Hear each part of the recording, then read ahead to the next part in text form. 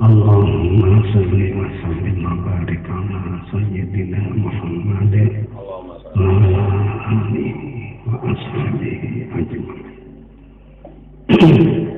La hawla wa la quwwata illa billahil aliyyil azim. Amma ba'd.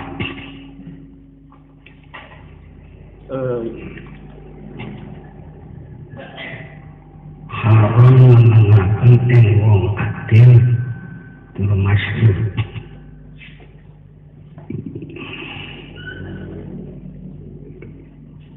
ikulah bicara hak nyoto bener ada bener tafakur secara mutlak. Ikilah kalam ulama dalil pepanggeran tahrimul hijrah bainal muslimaini wa salafati ayyamin illa libid'atin bil mahjuri aw tadhara bi isbit.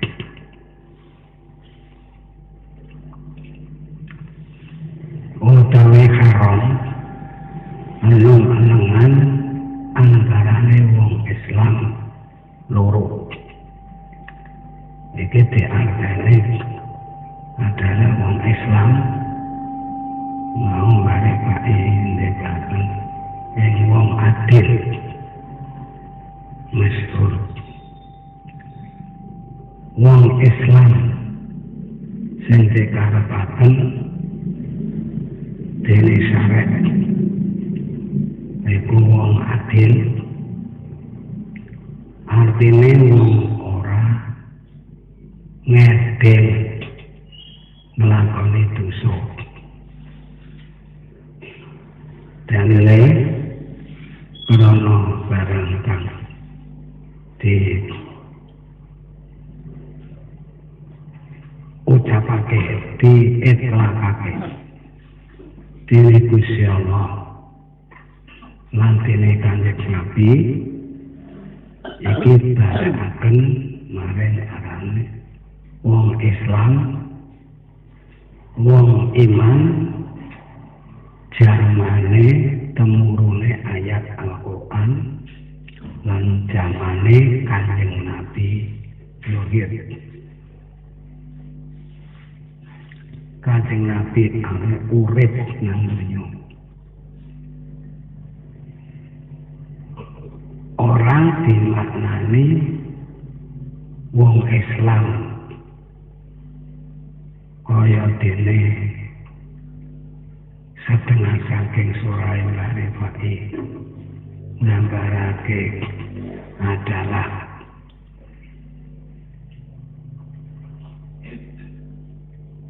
wong Islam tapi rani beda iki ora. Dalile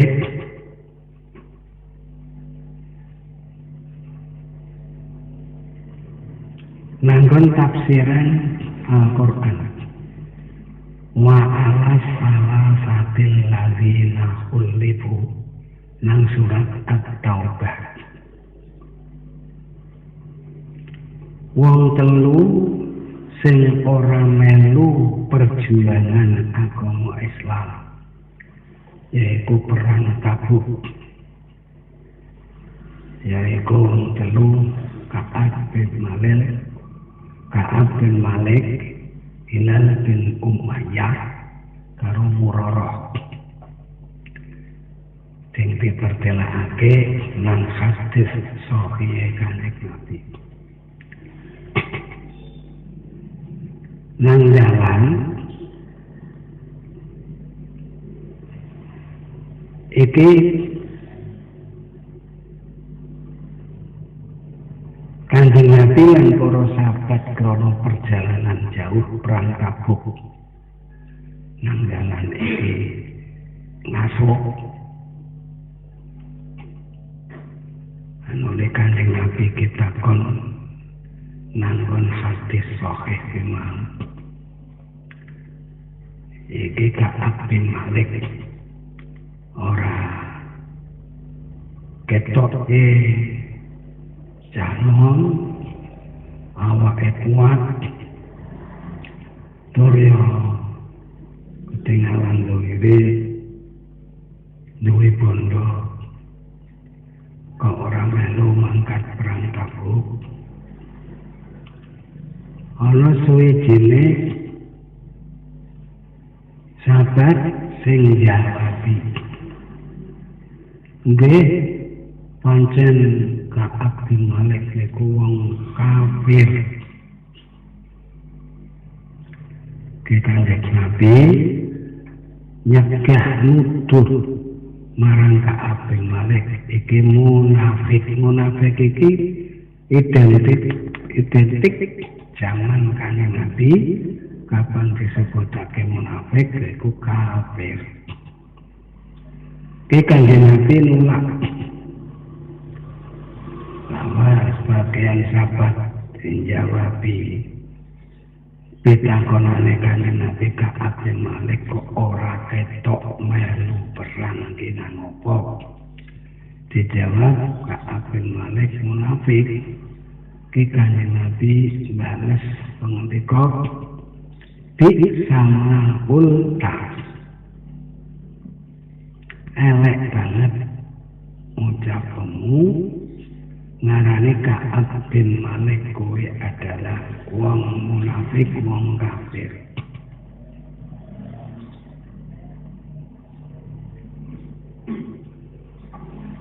Hal yashhadu an la ilaha illallah wa anna Muhammadan abduhu wa rasuluh.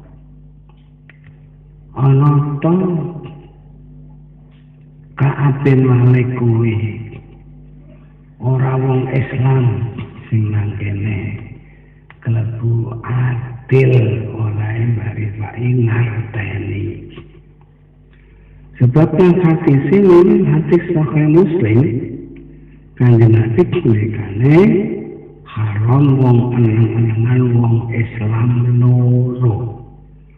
Ki Islam loro tapi dimaknani Ka'ab bin Malik ora diarani Islam iki Kanjeng Nabi jawabi bi sama kulba elek banget pengucapmu. Artinya nuduh Ka'ab bin Malik ora Islam. Kelawan Kanjeng Nabi ngendikane ana to Ka'ab bin Malik ora ngucap syahadat. Iki jenenge muqtadul hal. Tatrapane tingkah zaman Kanjeng Nabi ngendikake ngucap syahadat iki wong iman, iki wong adil. Iki kuwi tulisane kan haram ngenengaken ing wong adil masyhur. Mongko jelas hadis Sahih Muslim zahire lafal hadis iki wong Islam loro. Tapi ngarifai ngartakaken adil masyhur. Jadi bahasa zaman Kanjeng Nabi Islam kuwi ora kaya dene sorae ngarifai dene Musa imane wong kang ora ngibadah. Jadi beda-beda artinya mulanya ilmu balaghah ana jeneng muqtadul hal. Cocok pengendika mau karo situasi dan kondisi. Kita di syaratnya jeneng kalam balik. Kalimah balaghah. Ablaghul kalimah huwal Qur'an. Luweh balaghah kalimah Al-Quran summa qaulin nabiyyi mulai pengandikane Kanjeng Nabi luweh cocok-cocok situasi dan kondisi kelawan penelitian iki adalah Al-Quran yang hadis Kanjeng Nabi Nah setengah saking bahasa Al-Quran lan bahasa sakliyane Al-Quran bahasane wong akeh iki kadang ora padha. Setengah saking dalile ora padha, lah iki nang kene tak kandhakake menurut penelitianku. Marifai sindikake haram ngelarakaken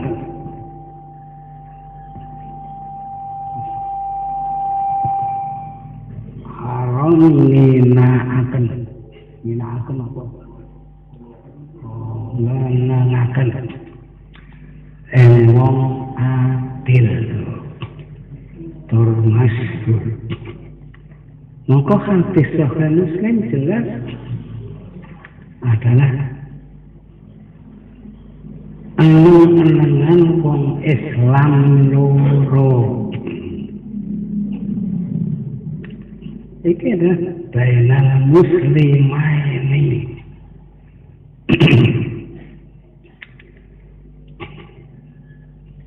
Jadi aran marani Islam sing nang hadis Kanjeng Nabi nang Sahih Muslim sing diharamaken eneng-enengan wong Islam loro. Wong Islam ora nyuruh Islam dene musah imane wong kang ora ibadat ora Islam. Iki ora wujud dadi talazum. Talazum iki tetep dene tepan kapan zaman Kanjeng Nabi diarani Islam yo iman, diarani iman yo Islam. Wis sing dingetekake dene iman lakoni nang lazim jihar tauhid. Ngucap syahadat loro iki dadi syarat saking Islam. Apa dadi separone Islam? Apa wujude Islam? Iki perkhilafan cara ulama sing kari-kari yaiku ulama 700 tahun. Padane kaya Imam lakoni sing nduweni nazam jumlah tauhid. Mulane iki pahamono kaduwe sapa bae sing supaya aja ora keliru. Dadi pangandika Al-Qur'an, pangandika hadis Kanjeng Nabi karo pangandikane liyane Al-Qur'an lan hadis Kanjeng Nabi iki kadang-kadang beda artine, beda sorahe.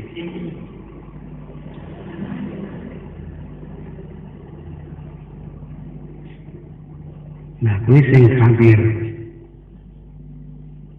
nanggon akalku saiki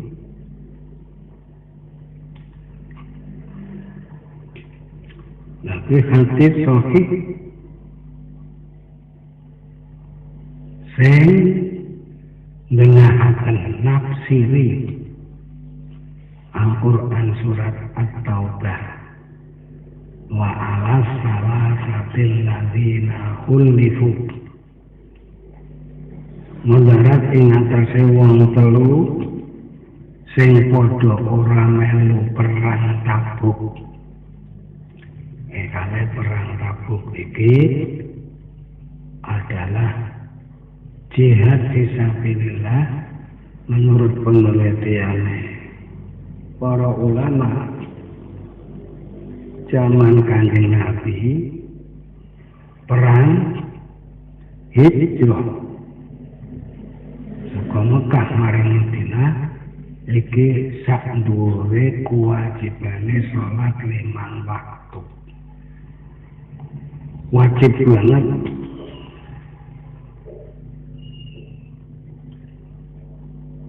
Lagi Ghazwatul Usra, perang Tabuk perang mangsane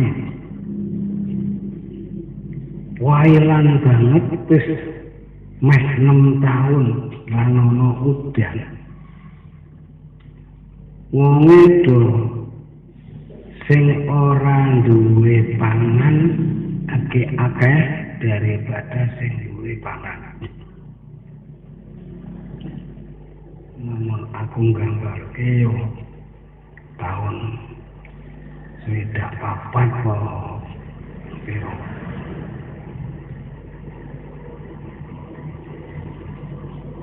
Zaman tanduran pangan tikus, terus dipangan ular, terus klopo-klopo pangan gajing,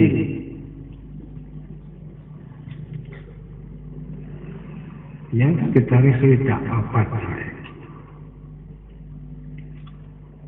kecoro akeh nang Kabupaten Purworejo. Wong sing mangan sego ki dari rasane ra ono. Sebab nandur pari puso kabeh. Nanti ya sebagian besar iki ya mangane do jagung karo koyek. Tahun masih tak itu po. Lado ramene suarane nang umum kowe rukule bulgur.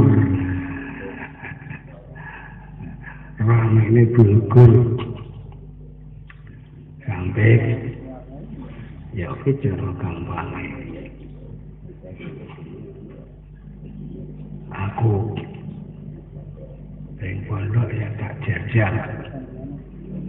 Nah, sekolah orang mau kuliah, namanya duit, sitik, kadang tanggung deki kuso, kelapane pangan gaji, sampai karo dipangan ular godhonge, karena tinggal sadane untuk pating kelawir.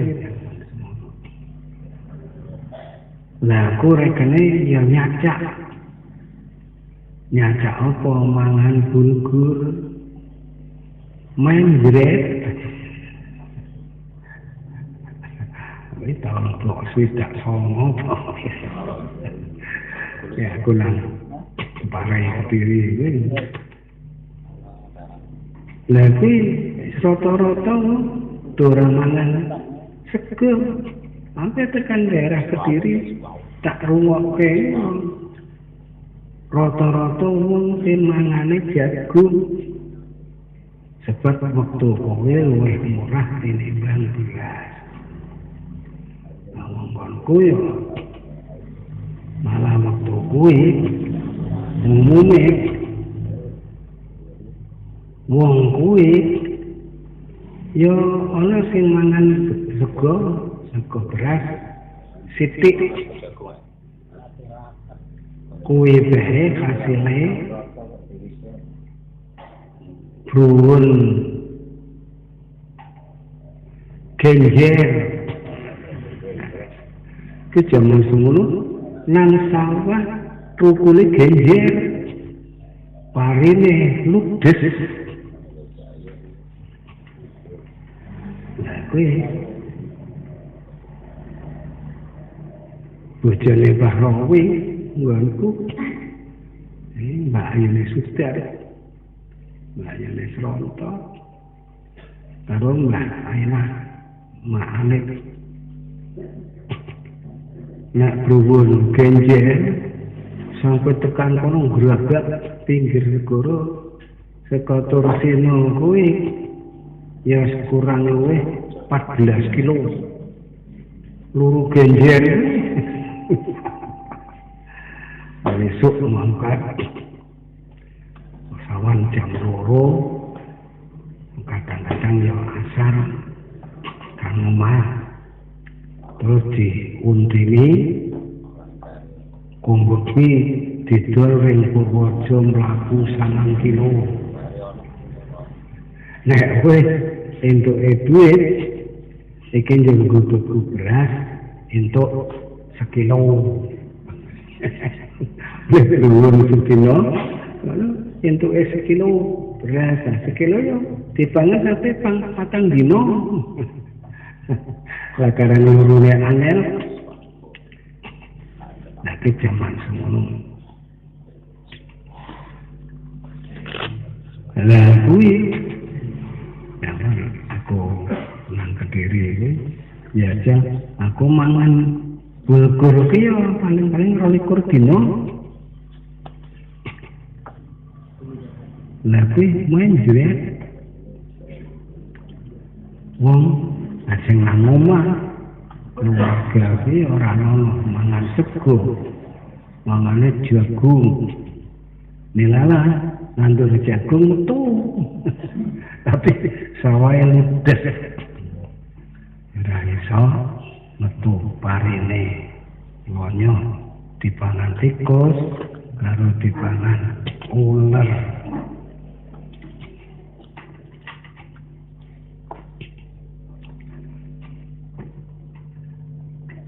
Lah kuwi Ghazwatul Usrah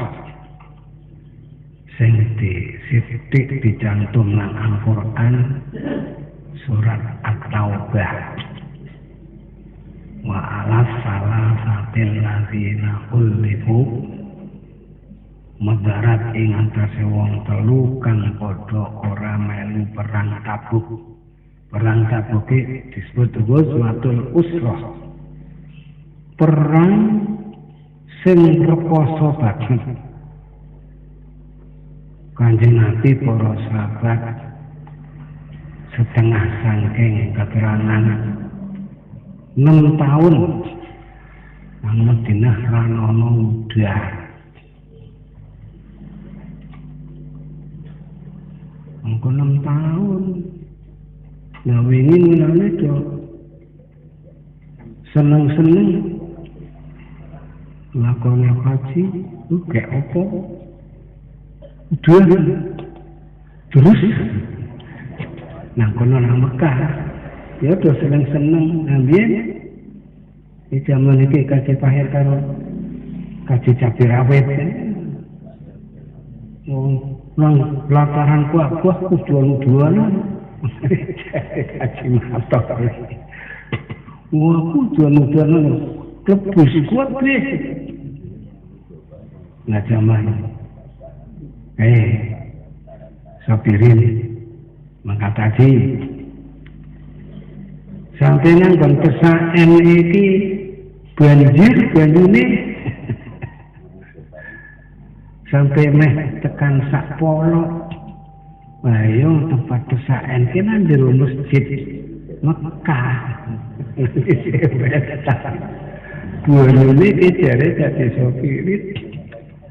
Banyune mlakune iki kaya dene ya kurang luwih sak polok. Tandane apa udane banter. Nah, perang Tabuk sing disebut Ghazwatul Usrah. Perang sing dipimpin dening Kanjeng Nabi. Tapi wonge banget kangelane. Kangelan 6 tahun ora ono udan. Wonge do pikir-pikir tur banget. Ya kuwi wektu kuwi sing gandengane nang Al-Qur'an wa ala salasatil ladzina khulifu. Wong sing ora melu perang Tabuk termasuk wong sing telu khulifu kang padha ngeri ora melu perang Tabuk. Ka'ab bin Malik, Hilal bin Umayyah lan Murarah. Nah kuwi krana perjalanan ke Madinah maring Tabuk. Kuwi waduh. Lagi perjalanan adoh nang dalan ki pas ngaso Kanjeng Nabi takok. Iki Ka'ab bin Malik waktu kuwi sik remaja.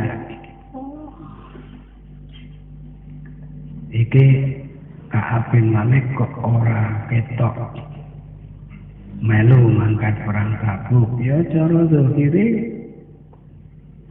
lamun dipantesake ya pantes. Kanjeng Nabi Pak perang Tabuk iki ditakoni ora kondo ora ngendika Pak kerak. Aku Pak mlaku. Dadi takrif nyamar Kanjeng Nabi. Lah nanggalan bareng takon aku iki Ka'ab bin Malik, Hilal bin Umayyah, Murarah kok ora ketok melu mangkat perang Tabuk iki nang endi ana sing ngarani iki Ka'ab bin Malik adalah munafik. Identik zaman Kanjeng Nabi kapan disebut munafik iku kafir. Lagi Kanjeng Nabi iki ngendikani bi sama kulta elek banget kowe nuduh Ka'ab bin Malik kowe adalah kafir. Ana to Ka'ab bin Malik ora ngucap syahadat. Iki Kanjeng Nabi nuduh wong sing adil zahire jamane Kanjeng Nabi. Ana lakone dosa ngono ya cok dosa memang. Rupane Ka'ab bin Malik Kanjeng Nabi mangkat perang Tabuk. Ka'ab bin Malik nom waras sehat bisa luru duit tapi ora melu. Iki dosa gede nek cara zaman Kanjeng Nabi menurut pengendikane para ulama. Ora gelem mengikuti jejake Kanjeng Nabi iki dosa gede. Ning ora kena diucapaken kafir.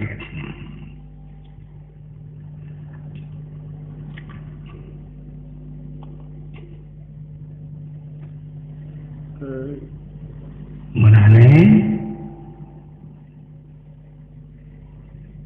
dimunculake ilmu balaghah.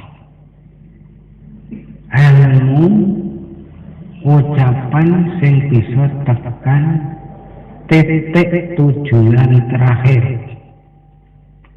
Mane mengko ilmu ma'ani, ilmu badi, ilmu nahwu lan sorot. Iki ilmu balaghah.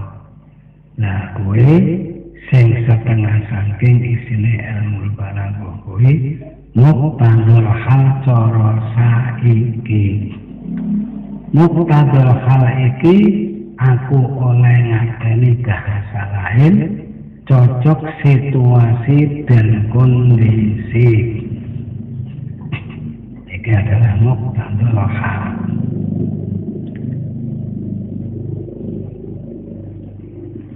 Lagi para ulama ya akeh wayak tadi iktidoan iki ya dalil tatrapane dalil lisan karo kondisi iki supaya padha iki jenenge kalam mau setengah saking nggone kalam balaghah, kalam balik.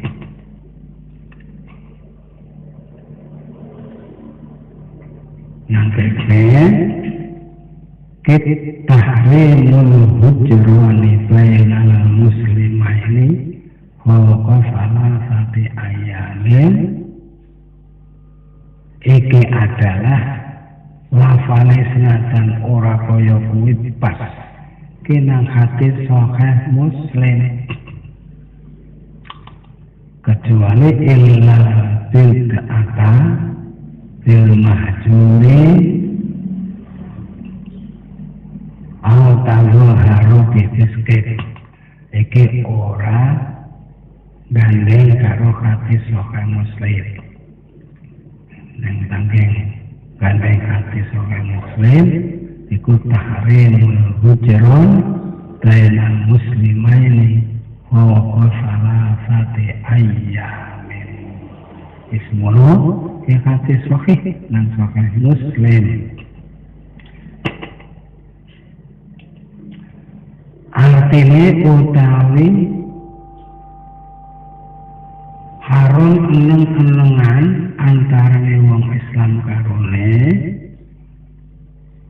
haram itu dosa kataksirane iku harame nek luwih 3 dina eneng-enengane jenenge dalil iktidae nek urung tekan 3 dina kuwi urung haram.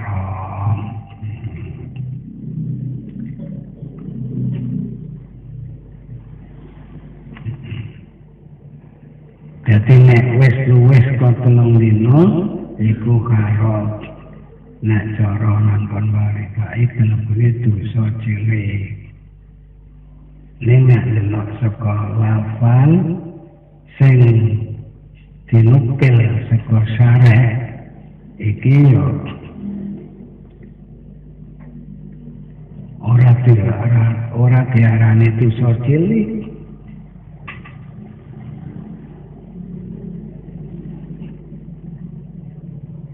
Sebab hadis Kanjeng Nabi waman tahajaro sapa wonge wong loro neng-enengan siji nenengake sing sijine jeblas nenengake fauqa salasati ayyamin luwih saka 3 dina kok alai lima nyoto wong lorone iku dakhala annar mlebu neraka. Lha kelima hadis sing cara artine dakhala annar siji wajabatil naru kudu nang neraka iki dimanane dosa cilik ora mlebu cara kesepakatane Ahlus Sunnah wal Jamaah. Sebab dosa cilik kuwi cara dalil-dalil sing dienggo dene para ulama Ahlus Sunnah wal Jamaah iki adalah bisa kelebur kaya Gusti Allah ngendikane nang Al-Qur'an in tajtanibu kaba'ira ma tunhauna anhu nukaffir ankum sayyi'atikum wa yaghfir lakum dzunubakum. In tajtanibu lamun sira padha gelem ngedohi kaba'ira ma tunhauna anhu ing dosa gedhe-gedhene barang kang sira kabeh wis dicegah dening Gusti Allah. Kene gelem ngedohi tajtanibu kaba'ira ma tunhauna anhu nukaffir ankum sayyi'atikum. Ki oleh manane para ulama termasuk ngaripai nang kitab Biyanale nukaffir mongko busak sapa ingsun Allah angkum tak busak atuh saking sira kabeh. Kapan wis tak busak ya wis atuh artine atuh ora ketok. Sayyi'atikum apa dosa-dosa cilikmu kabeh wa yaghfir lakum dzunubakum langi-langi aile dosa nek pancen gelem ngedohi ing dosa cilik tapi syaratnya nduruk lafale kabaira ing catetaniku bapak ira nukafir ankum iki syarate ngedoi pira-pira dosa gedhe. Dadi ora cukup ngedoi dosa gedhe siji. Iki takrapane dene dalil ketentok. Iki dosa gedhe akeh didoi. Iki lamun wong mau nglakoni dosa cilik dingapura. Kafir ankum sayyi'atikum. Nah, gara-gara lafal wong eneng-enengan wong loro luweh telung dina iki hadise Kanjeng Nabi ngendikane wong mau wong karo-karo sing ngenengake lan sing ngenengake maneh iki adalah dolan mlebu neraka. Nek mlebu neraka ora dingapura. Iki dalile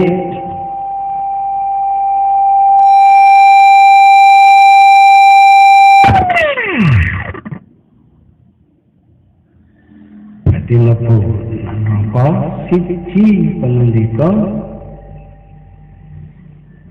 ora bisa mlebu swarga.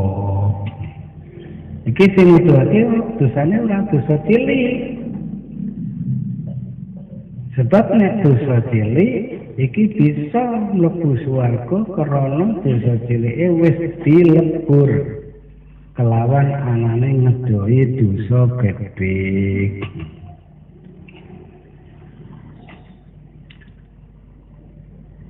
Iki haram menengan antarane wong Islam karone dosa kepaksirane iku luwih telung dina eneng-enengane. Dipakapane nek urung luwih telung dina urung dosa. Angin menengake wong bid'ah kang dienengaken anane. Wong bid'ah apa? Ya mulane kaum Haruriyah ora gelem ngakoni Ali bin Abi Thalib dadi khalifah, ora gelem Muawiyah diarani dadi khalifah, dadi ora ngakoni mulane diarani kaum Haruriyah. Iki kaum sing bid'ah. Sing bid'ah kuwi gawe model ora anut lakune Ali bin Abi Thalib, ora anut lakune Muawiyah. Iki jenenge kelakuan mau kelakuan bid'ah. Cara sing identik ya iku bid'ah iki bid'ah qadariyah maupun bid'ah jabriyah. Sing digawe gambar salah dene para ulama sing bid'ah kuwi wolibe iku ana kalae bid'ah qadariyah ana bid'ah jabriyah. Kaum Syiah, kaum Haruriyah sing identik diarani bid'ah. Setengah sangke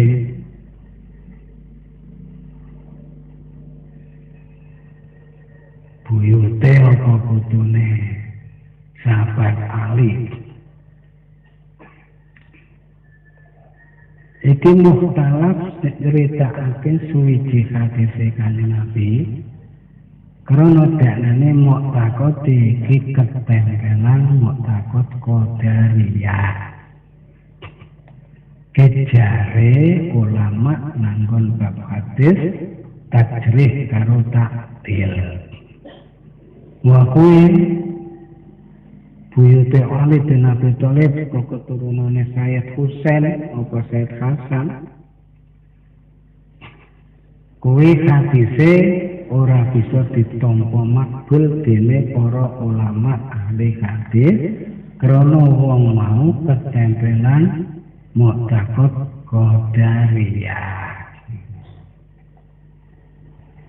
Dadi ya ora konjur kabeh putu buyute itroe Kanjeng Nabi iki sahih iki ya ora.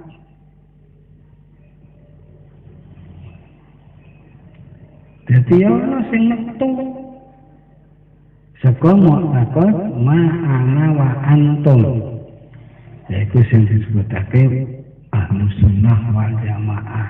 Ya ana sing ora metu Ahlus Sunnah wal Jamaah.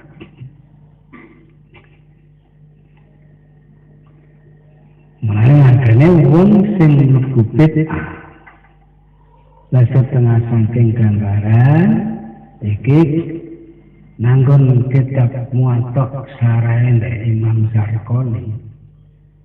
Imam Zarqani kuwi muridé Imam Ali Sibramulisi, mujtahid tarjih sing paling akhir. Sebab Imam Ali Sibramulisi kuwi adalah tahun kehidupannya tahun 1200. Nah kuwi nanggon syarah kitab Muwatta dari Imam Zarqani iki nandhakake bid'ah kuwi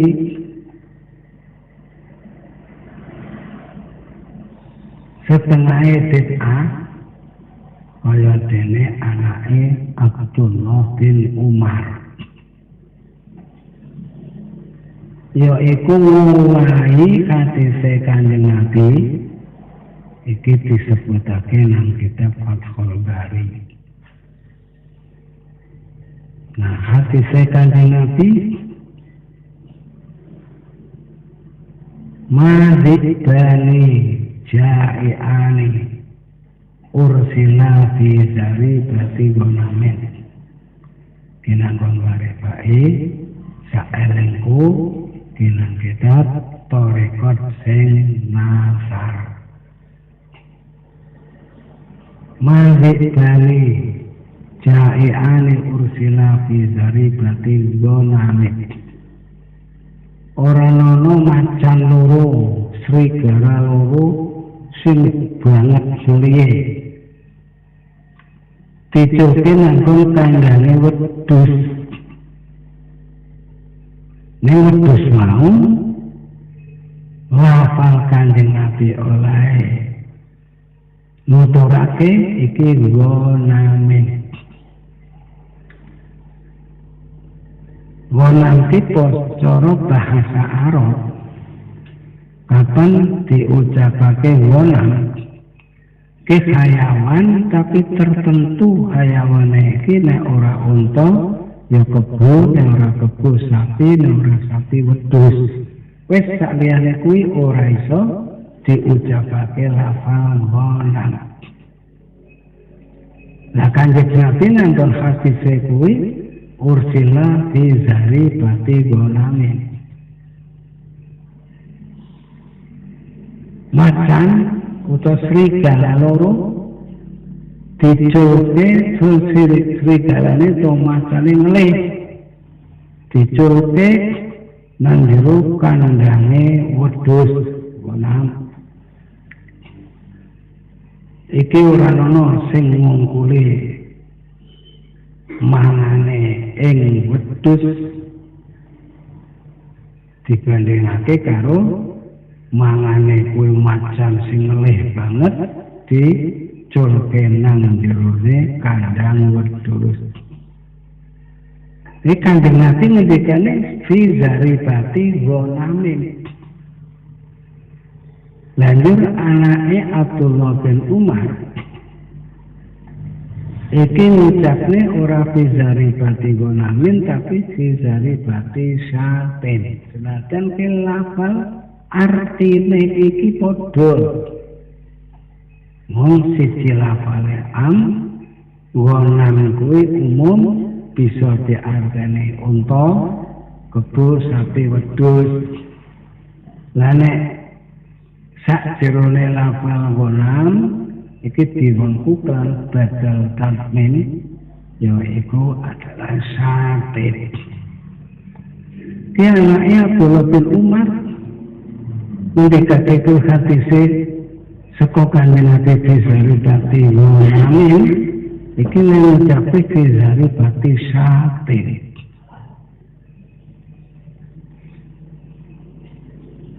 Iki dinikaake dening Syekh Ibnu Hajar Al-Asqalani Al-Hafiz nang Fathul Bari. Lah kuwi dinengke dening bapakane rupane Abdullah bin Umar sampai mati. Karena nganggep Abdullah bin Umar jare Syekh Ibnu Hajar Al-Asqalani sing ngarang iku keterangan kinang Fathul Bari. Dosane luwih gedhe tinimbang dosa-dosa gedhe liyane. Ngowahi lafal Kanjeng Nabi ngendikane wong amin diowahi dadi saten senajan setengah saking artine saten karo wong amin ki padha. Iki kelebu ngowahi pengendikane Kanjeng Nabi lha kuwi anake dhewe dinungke sampai tekan matine iki keteranganane diterangke dening Syekh Ibnu Hajar Al-Asqalani nang Fathul Bari. Lah kuwi angin wong bid'ah kang dienengaken anane. Kanjeng Nabi ngendikane wong amen kok kandhane kok saten. Senajan dipadoni karo anake. Madoni ning madonene iki kan bela diri cara gampang supaya aja disalahake. Pak, lha ngamen karo saten kan artine padha sih, Pak. Bonam ya kuwi unta to kebus sapi wedhus, lan nek saten khusus maknane wedhus. Nanti apa mau wae Kanjeng Nabi ngendikane wong amin kok diwai saten sampai tekan mati dinengke. Lah pokoke ngenengane Abdullah bin Umar ke ora ngerti karo larangane Kanjeng Nabi tahrimul haddironi iki. Ya luwih ngerti ning ana dalil dhewe.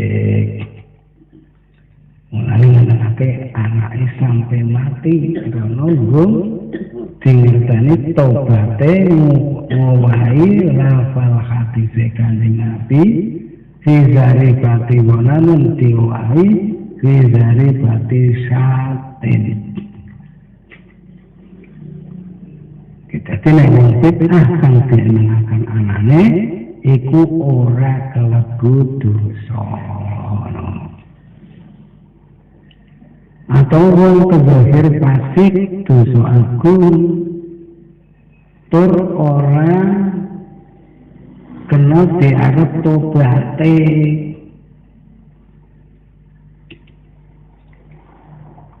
Iku ora harum menengaken kaitung balik dinemu anak sunat menengaken sunat nyatru sunat ojo tulung wong kang bid'ah kelahir fasik.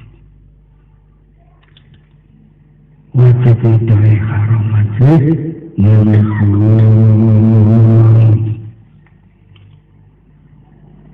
luwih nyetoho peperangan alim adil kelawan gegaman khojai Quran dalil.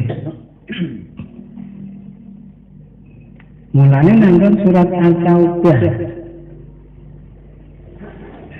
sing dinukil dene bali-bali nang kitab Yamal.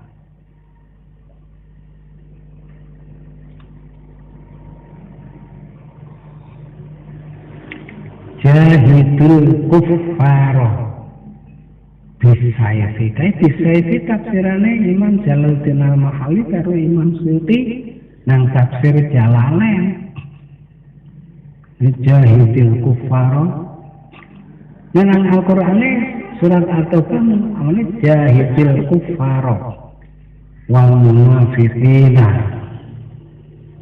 Sing gambar itu kan jahidil kufara bisayfi. Iki kitab sirane Imam Bukhari karo Imam Suyuti nang tafsir Jalalain. Wal munafiqina wajib sira merangi maring wong kafir nganggo pedang perang. Lan wajib sira merangi maring wong munafik bil hujjati wa dalili nganggo hujjah syarat.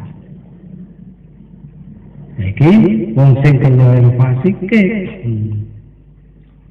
ya kuwi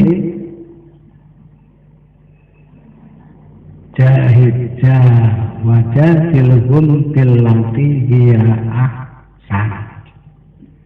Madono sira maring wong sing kaya fasik tapi oleh kelawan hujjah kang luwih bagus.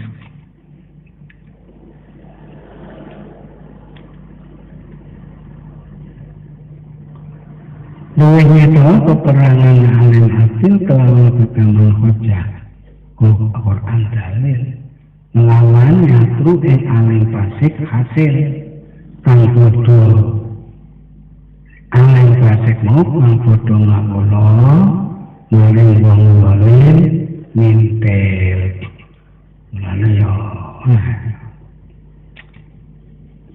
ora kena gawe hukum yang hadis-hadis sing artine ora hak saka Al-Qur'an maupun hadis kaya dite iki bojone raja dinarik wajib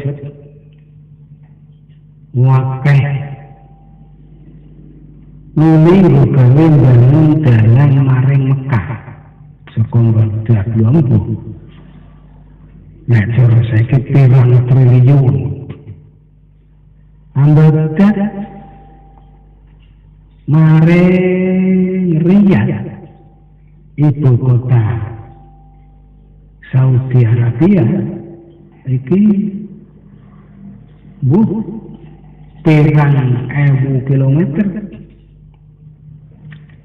saka Riyadh maring Mekah 700 kilometer ke ceritane nanggon dina buku lan ceritane bocah Brebes sing mangkat haji tahun 91 bareng nginep nang Mina karo aku jejer tapi nginep nang Mina yang nginep nang Ratan kuwi.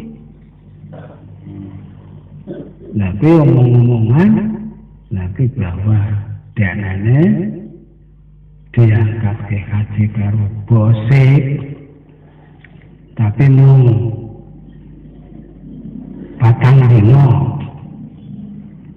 lagi lengarane dia bos medhit mau haji 4 dino totok 4 dino kuwi ayo tanggal 8, 9, 10, 11 wis bali kejare bocah Brebes sing pas minat mabit nang Mina nglakoni wajib haji iki tahun 91 iki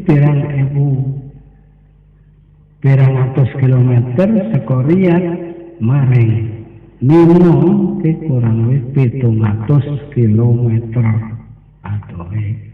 Riyadh tekan Bahrain 3.000 kilometer, Bahrain tekan Kuwait 3.000 kilometer, Kuwait sampai tekan Baghdad lebih dari 5.000 kilometer. Jadi lebih 5.000 kilometer, iki nalika invasi Amerika karo Inggris maring Irak nang Baghdad. Perang dingin, perang waktune bulan Ademe Nah, kuwi diperkirakan saka kuwait maring Baghdad kurang lebih ada 5.000 kilometer. Lagi saka Baghdad sampai tekan Riyadh sampai tekan Mekah. Iki dalane dibangun dene bojone Raja Baghdad.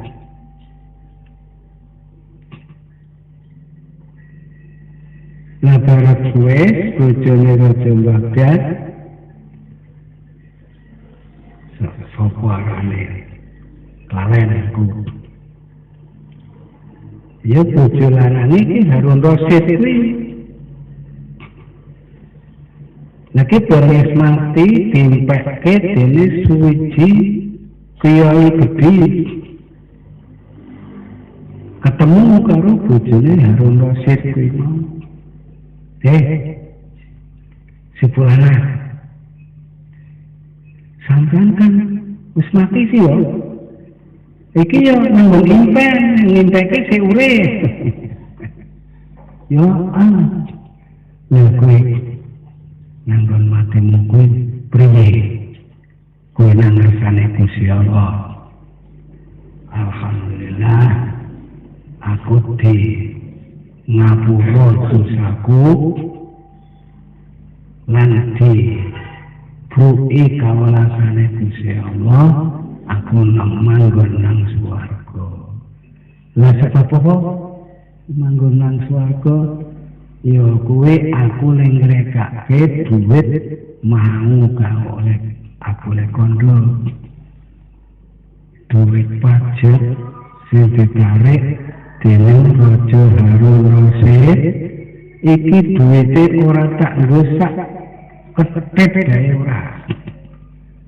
Tak gawe bangun dalan sampai tekan Mekah.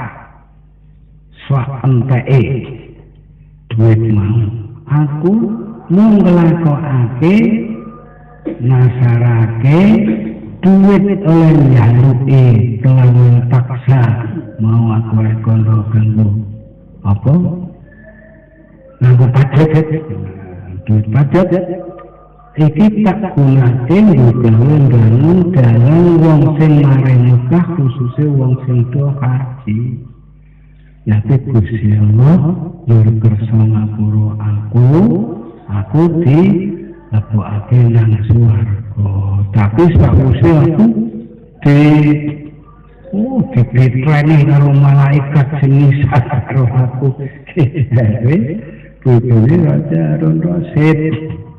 Lah kok sampeyan kok bisa kok kuwi?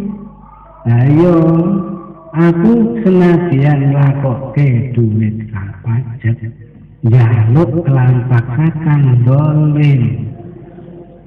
Ning aturan nganggo sithik pun kita dermate nggo amal kebagusan. Kadue wong Islam kabeh yaitu mlaku maring Mekah dalan gawe dalan lakone haji. Nah, mulane iki dipertelakake dening Sayyid Hasan Al-Husaini. Iki kaya kuwi dinapura dilepokke swarga sakwise dihisab ditundus-tundus tur sakwise tobat temenan. Iki wong duit kelawan dolim iki gambaran iku hukum sing nganggon impene bojone Raja Harun Rasyid. Lamun saiki ditangdirke duit ilang, jur sing wis disiar-siarke ora bisa nemu. Kali wong mau kodi nanti ditebake kanggo maslahah amal. Muga wis biyen pilihan sapa sing dadi DPR iki Pak bangun jalan tukaran ini sapa Muhtaram Mau tarung kok sapa.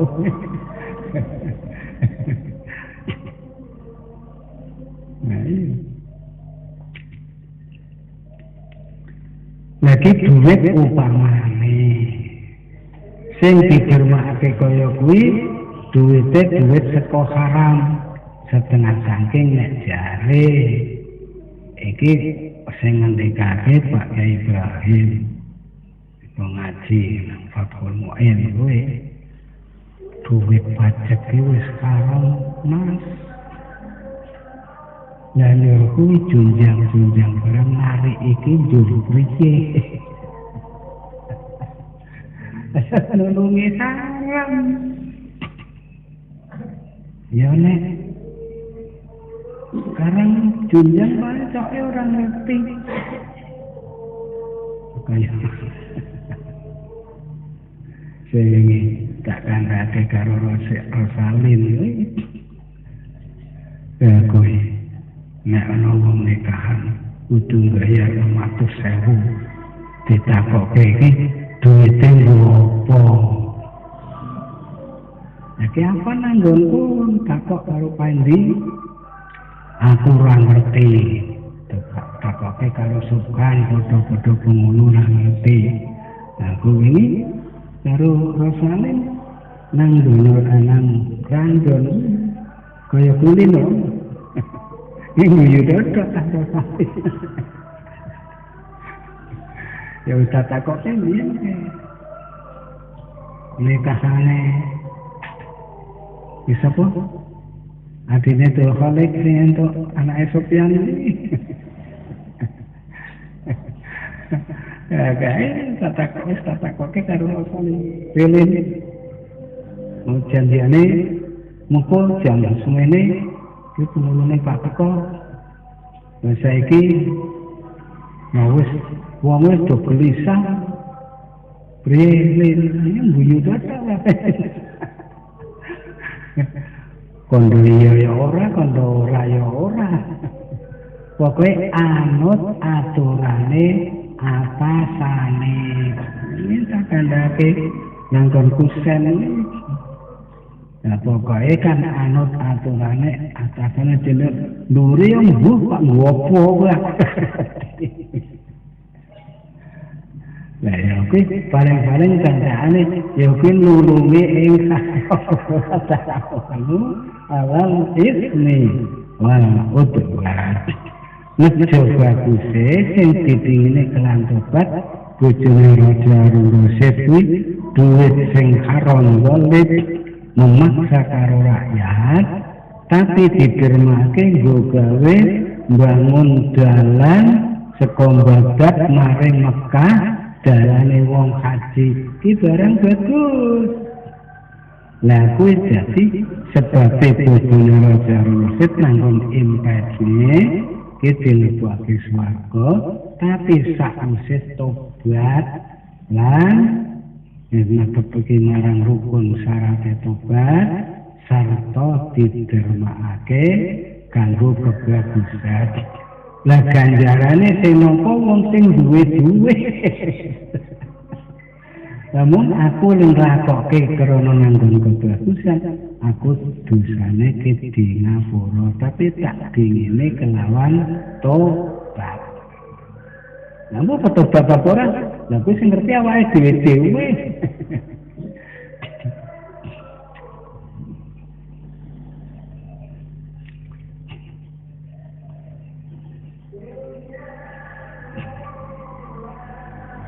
Namanya terus yang alim pasek hasil kang kudu ngawula maring wong alim ngintil.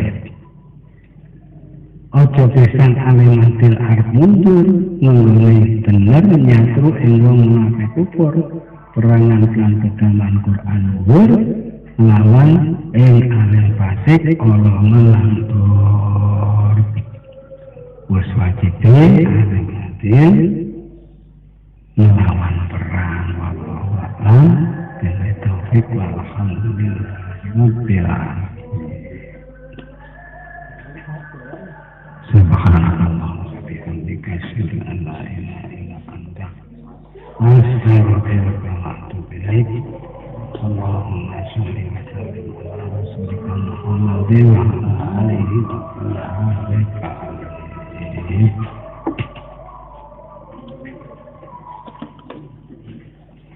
Insya Allah besok prai, besoknya mana prai? Nek paling mulas yo, menawa mulai ngaji mana Sabtu.